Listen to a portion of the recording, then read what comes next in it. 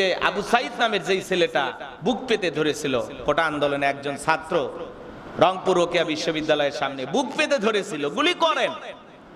যে প্রশাসনের ভাই গুলি চালিয়েছেন, বলেন তো উনি যদি মানুষ হইতেন, প্রকৃত মানুষ হইতেন, আল্লাহর খাঁটি বান্দা হইতেন, তাহলে কি আমার একজন ভাই আন্দোলন করতেছে, সে বুক পেতে ধরেছে, আর তার বুকে গুলি চালানোর সাহস কি পাইতো? কারণ তার ভিতরে মনুষ্যত্ববোধ নাই, মুখে দাঁড়িয়ে আছে। যেই ছেলেটাকে বিদায় করে দিয়েছে, আবার এই প্রশাসনের যে ভাই বিদায় করে দিয়েছে, তার ঘরে কি শান্তি আছে? আজ শান্তি নাই।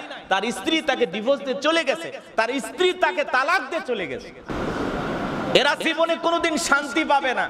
যারা নিরপরাধ মানুষকে এইভাবে গুলি করে বিদায় করে, এদের সংসারে শান্তি থাকবে না।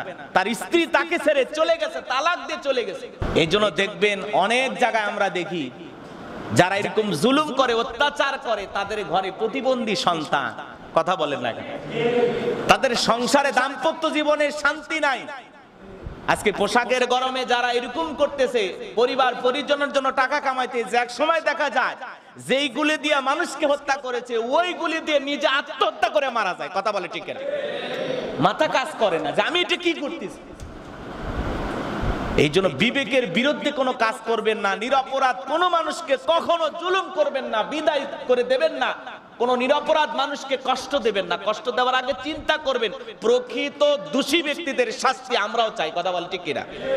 সত্যি যারা এই রাষ্ট্রের ক্ষতি করেছে, সত্যি যারা অপরাধের সাথে জড়িত, তাদেরকে ধরেন, গ্রেফতার করেন, আমাদের কোনো আপত্তি নাই। কিন্তু রাস্তা থেকে একজন নিরপরাধ ছেলেকে তুলে নিয়ে যাবেন আর বলবেন এই অপরাধ করেছে।